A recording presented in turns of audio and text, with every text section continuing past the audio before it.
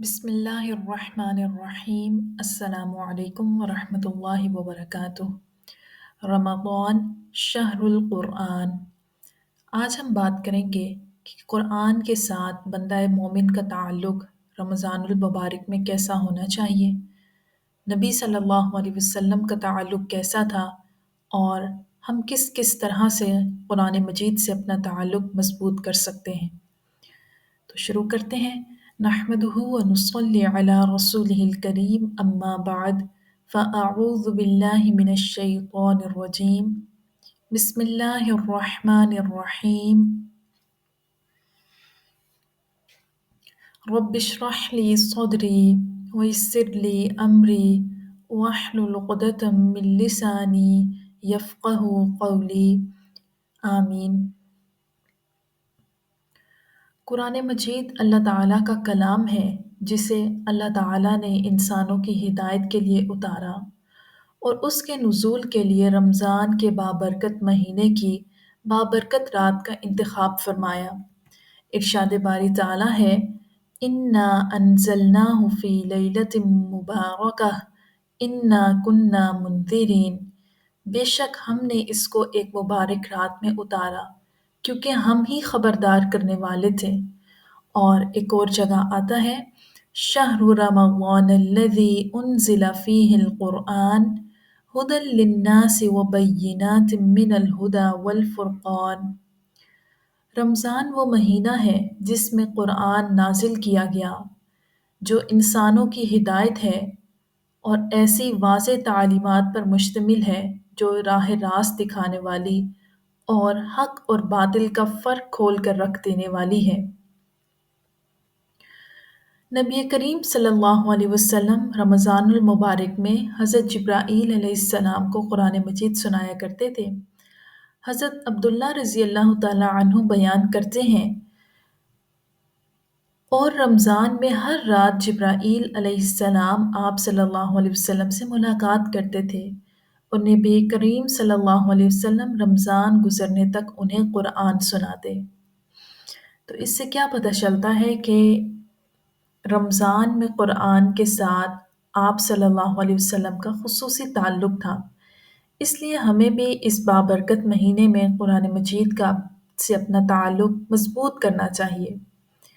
اب ہم کس طرح سے تعلق مضبوط کر سکتے ہیں، ہم چند باتیں وہ کر لیتے ہیں۔ سب سے پہلے تلاوت قرآن مجید۔ قرآن مجید عربی زبان میں نازل ہوا، اس لیے اس کے متن کی عربی میں تلاوت ہی باعث ثواب ہے۔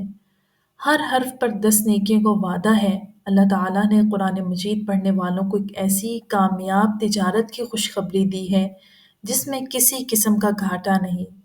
اللہ تعالیٰ فرماتے ہیں، جو لوگ کتاب اللہ کی تلاوت کرتے ہیں اور نماز قائم کرتے ہیں اور جو کچھ ہم نے انہیں رزق دیا ہے اس میں سے کھلے اور چھپے خرچ کرتے ہیں، یقیناً وہ ایک ایسی تجارت کی امید رکھتے ہیں جس میں ہرگز خسارہ نہ ہوگا۔ تو ہمیں کیا کرنا چاہیے؟ اس مہینے میں دوسرے دنوں کی نسبت تلاوت قرآن میں زیادہ وقت لگانا چاہیے، زیادہ سے زیادہ اس کو پڑھنے کی کوشش کرنی چاہیے۔ اس کے ساتھ ساتھ قیام اللیل میں بھی تلاوت قرآن مجید کا اہتمام کرنا چاہیے۔ تراویح کی نماز میں بھی اگر آپ باجماعت تراویح پڑھ رہے ہیں کسی حافظ قرآن کے پیچھے تو بہت اچھی بات ہے، اگر نہیں پڑھ رہے تو خود سے اس کو پڑھ کے اس میں قرآن مجید کی تلاوت کو شامل کریں، کیونکہ زیادہ سے زیادہ قرآن مجید کا سننا اور پڑھنا باعث شفاعت ہے۔ اس کے ساتھ ساتھ قرآن مجید کی تلاوت کے ساتھ ساتھ اس کا حفظ کرنا بھی بہت ضروری ہے۔ حضرت عبداللہ بن عمر بن عاص رضی اللہ تعالی عنہ سے روایت ہے کہ نبی کریم صلی اللہ علیہ وسلم نے فرمایا، صاحب قرآن سے روز قیامت کہا جائے گا، قرآن پڑھتا جا اور چڑھتا جا، اور اس طرح آہستہ آہستہ تلاوت کر جس طرح تو دنیا میں ترتیل سے پڑھتا تھا، پس تیرا مقام وہ ہوگا جہاں تیری آخری آیت کی تلاوت ختم ہوگی۔ تو ظاہر ہے ایسا شخص وہی کر سکتا ہے جس کے سینے میں قرآن مجید محفوظ ہو۔ تو کوشش کرنی چاہیے کوئی نہ کوئی قرآن مجید کا حصہ، کوئی صورت، چند آیات ان کو ضرور زبانی حفظ کر لیں۔ حفظ کے ساتھ ساتھ قرآن میں غور و فکر کرنا بھی بہت ضروری ہے۔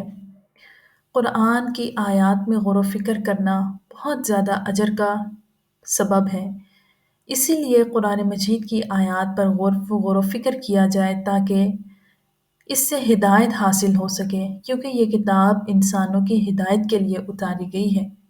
اللہ سبحانہ و تعالیٰ فرماتے ہیں کتاب انزلناہ الیک مبارک لیدبروا آیاتہ ولیتذکر اولو الالباب۔ یہ بابرکت کتاب ہے جسے ہم نے آپ کی طرف نازل کیا تاکہ لوگ اس کی آیات پر غور و فکر کریں اور عقل مند نصیحت حاصل کریں۔ غور و فکر کیا ہے؟ غور و فکر یہ ہے کہ ہم یہ دیکھیں کہ میں اس آیت پر کیسے عمل کر سکتی ہوں۔ اپنے لیے قرآن مجید کی آیات میں سے سبق نکالنا، نصیحت نکالنا ہی اس میں غور و فکر ہے۔ تو اس لیے قرآن مجید میں غور و فکر بہت ضروری ہے، کیونکہ اسی سے ہی عقل مند انسان نصیحت حاصل کر سکتے ہیں۔ انفرادی طور پر پڑھنے کے ساتھ ساتھ اجتماعی طور پر قرآن مجید کی تعلیم کا بھی اہتمام کرنا چاہیے، کیونکہ جب انسان مل جل کر بیٹھ کر قرآن مجید کی آیات پہ غور و فکر کرتا ہے، ان کو پڑھتا ہے، تو بہت سی رحمتوں اور برکتوں کا سبب بنتا ہے۔ حضرت ابو ہریرہ رضی اللہ تعالی عنہ کہتے ہیں رسول اللہ صلی اللہ علیہ وسلم نے فرمایا، جو لوگ اللہ کے گھروں میں سے کسی کے گھر میں اکٹھے ہوں، وہ اللہ کی کتاب پڑھیں اور اس کو پڑھائیں، ان پر اطمینان نازل ہوتا ہے، رحمت انہیں ڈھانپ لیتی ہے، فرشتے ان کے گرد گھیرا ڈال لیتے ہیں، اور اللہ تعالیٰ ان لوگوں کا ذکر ان فرشتوں سے کرتا ہے جو اس کے پاس موجود ہیں۔ سبحان اللہ، کتنی خوبصورت حدیث ہے۔ سکون نازل ہوتا ہے، رحمتیں اللہ کی طرف سے آتی ہیں، فرشتوں نے گھیر لیا ہوتا ہے، اور اللہ تعالیٰ ان لوگوں کا ذکر اپنے پاس موجود فرشتوں میں کرتے ہیں۔ کتنی بڑی سعادت ہے۔ تو ہمیں کیا کرنا چاہیے؟ الحمدللہ رمضان المبارک میں بہت ساری جگہوں پر گھروں میں درس کا کام ہو رہا ہوتا ہے یا دورہ قرآن ہو رہا ہوتا ہے، تو آپ چیک کریں آپ کے گھر کے آس پاس، آپ کے محلے میں، آپ کے آس پڑوس میں کہیں درس قرآن اگر ہو رہا ہے تو آپ اس موقع کو مس نہ کریں۔ آپ اپنے کاموں کی روٹین کچھ اس طرح سے بنا لیں کہ 1 ڈیڑھ گھنٹہ جو آپ نے وہاں پر جانا ہے اس وقت میں جو کام کرنے ہیں ان کو آگے پیچھے آپ ایڈجسٹ کر لیں، لیکن اس موقع کو آپ جانے نہ دیں، کیونکہ حدیث آپ کے سامنے ہے۔